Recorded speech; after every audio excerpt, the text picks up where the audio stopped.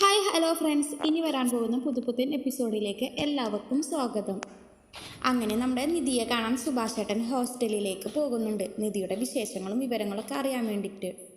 പക്ഷേ നമ്മുടെ നിധിക്കാണെങ്കിൽ എപ്പോഴും വീട്ടിലത്തെ ചിന്തയാണ്. വീട്ടിലുള്ള എല്ലാവരെയും കുറിച്ച് ഇങ്ങനെ ആലോചിച്ച് വിഷമിച്ചിരിക്കണം നമ്മുടെ നിധി ഇട്ടാ.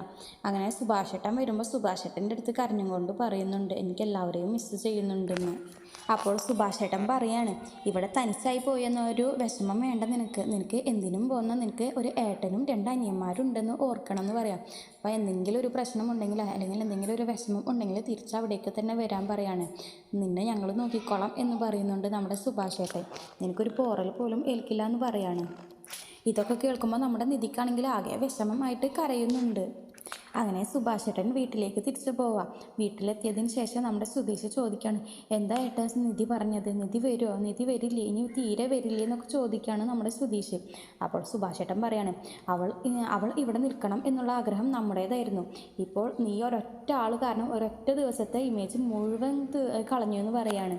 നീയാണ് ഇതിനെല്ലാം കാരണം എന്നൊക്കെ സുഭാഷ് ചേട്ടൻ സുധീഷിനെ കുറ്റപ്പെടുത്തി സംസാരിക്കുന്നുണ്ട്.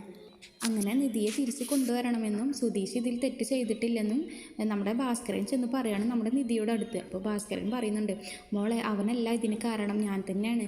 അവനിങ്ങനെ ഓരോന്ന് പറഞ്ഞപ്പോൾ ഞാൻ അവനെ ചൊടിപ്പിക്കാൻ വേണ്ടിയിട്ട് ഓരോന്ന് ഇളക്കി വിട്ടതായിരുന്നു എന്നൊക്കെ പറയുകയാണ് നമ്മുടെ നിധിയുടെ അടുത്ത്. അപ്പോൾ നിധിയുടെ മനസ്സിൽ നിന്ന് നമ്മുടെ സുധീഷിനോടുള്ള ആ ഒരു ദേഷ്യം കുറച്ചായിട്ട് കുറഞ്ഞു വരുന്നുണ്ട് കേട്ടോ.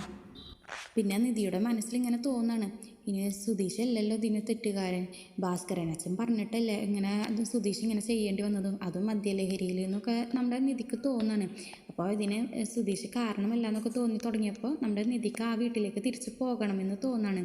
നിങ്ങൾക്ക് ഈ വീഡിയോ ഇഷ്ടപ്പെടുകയാണെങ്കിൽ ലൈക്ക് ആൻഡ് ഷെയർ ചെയ്യുക, കൂടെ സബ്സ്ക്രൈബും ചെയ്യുക. താങ്ക്